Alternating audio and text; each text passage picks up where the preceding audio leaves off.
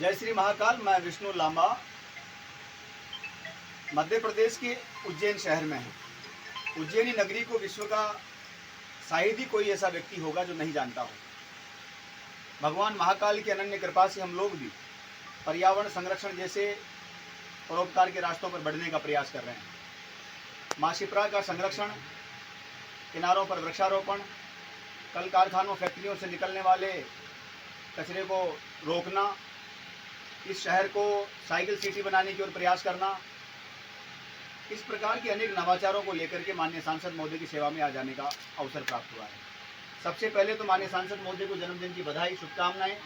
मैंने भी अपनी ओर से अपने कार्यकर्ताओं की ओर से एक पौधा भील पत्र का भेंट करके आपका आशीर्वाद लिया है और जन्मदिन की बधाई दी है। अच्छी बात यह है कि माननीय प्रधानमंत्री नरेंद्र मोदी जी ने जब माँ एक पेड़ माँ के नाम अभियान का आरंभ किया, आह्वान किया, उससे प्रेरित होकर के माननीय सांसद महोदय ने 11,000 पौधे कल उज्जैन शहर में लगाए। इससे पूर्व भी पर्यावरण संरक्षण के कई सारे प्रयास आप करते रहे हैं, इसलिए उम्मीद की जा सकती है कि आने वाले समय में सिंगस्त के माध्यम से भी और अन्य माध्यमों से भी शिप्रा का संरक्षण होगा, जल का संरक्षण होगा, पर्यावरण का संरक्षण होगा और पूरे विश्व के केंद्र बिंदु के रूप में देखे जाने वाला ये उज्जैन शहर अपना एक अनूठा संदेश देने का काम करेगा। माननीय सांसद महोदय, शिप्रा एक पवित्र नदी है, एक प्राचीन नदी है, पतित पावनी है, मोक्षदायिनी है। उस नदी के बारे में हम लोग शास्त्रों में पढ़ते हैं तो उसमें शास्त्रों में बहुत पहले से जिक्र आता है, लेकिन वर्ल्ड मैप पर जो भूगोल का मैप है उस पर शिप्रा का नाम नहीं है, उस पर शिप्रा की एक लाइन नहीं है।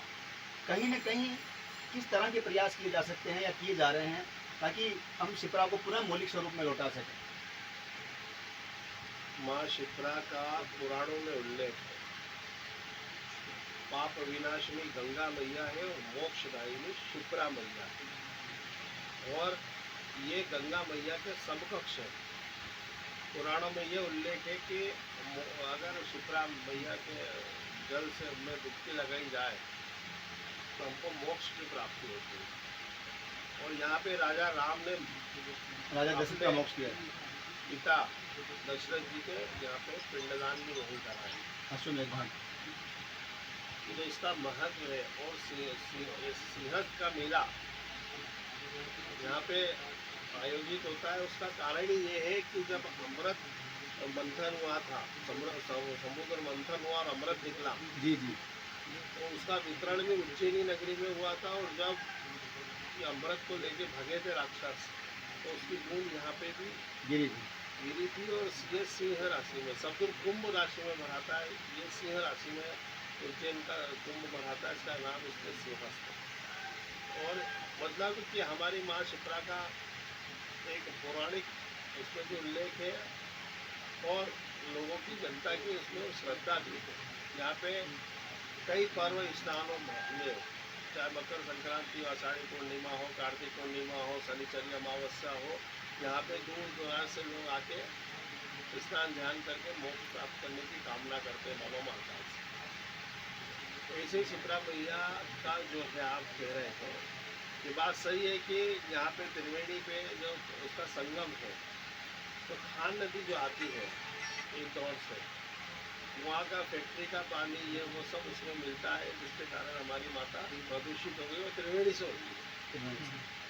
तो पहले भी प्रयास कर रहे थे कि उसको खान का डाइवर्शन किया जाए। और मैंने भी अभी सांसद बनने के बाद समय समय पे लोकसभा में मैंने बात भी उठाई और माननीय प्रधानमंत्री जी और माननीय जल शक्ति मंत्री शेखावत जी ने हमको अभी 650 करोड़ रुपए नमामि गंगे की तरफ से नमामि शिप्रा के लिए दिए हैं।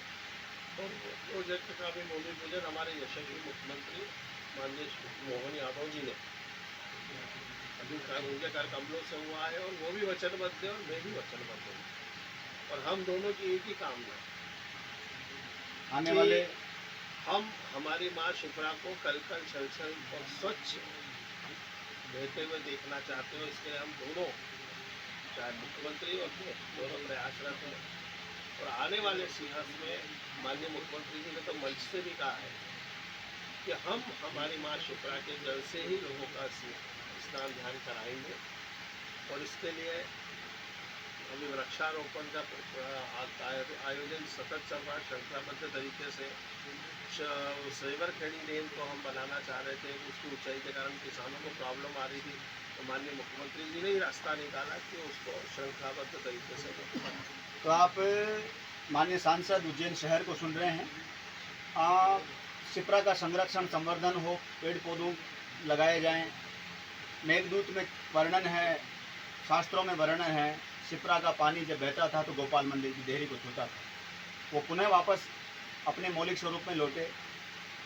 उसी सब चीज़ों को लेकर के माननीय सांसद महोदय के प्रयास कहीं न कहीं सार्थकता दिखाई देती है। कल 11,000 पौधे लगा करके एक पेड़ माँ के नाम अभियान के भी इन्होंने कहीं न कहीं चरितार्थ करने का बहुत सार्थक प्रयास किया है, जिसकी कल मेरे ही सामने माननीय गृह मंत्री अमित शाह जी ने भी चर्चा की। माननीय मुख्यमंत्री जी के साथ भी कल लगभग 2-4 घंटे बिताना हुआ और खुशी है कि शिप्रा के संरक्षण को लेकर के दक्षिण विधायक नहीं थे तब से लेकर के हम लोग लगातार पर्यावरण संरक्षण में काम कर रहे हैं। आने वाला कुंभ पर्यावरण संरक्षण को समर्पित हो, क्या इस तरह के भी प्रयास चल रहे हैं? हाँ, बिल्कुल चल रहे हैं कि आने वाला कुंभ अलौकिक हो, अद्वितीय हो। लोग इस जो कुंभ का मेला है, इसकी छाप अपने जीवन की एक स्मृति यहाँ से लेके जाए, इसलिए हम उसको पर्यावरण को समर्पित करते। पिछले बार भी हमने अच्छे प्रयास हुए थे और इस बार भी हम यही प्रयास करेंगे कि पर्यावरण को समर्पित करते हुए और जनता को भी, एक पूरे विश्व की जनता को भी हमारे प्रधानमंत्री जी का मैसेज आए। और माननीय प्रधानमंत्री जी ने तो पूरे देश से आह्वान करा है कि एक वृक्ष माँ के नाम। तो मैंने कल अपने कार्यकर्ताओं से, मेरा जन्मदिन था तो मैंने अपने कार्यकर्ता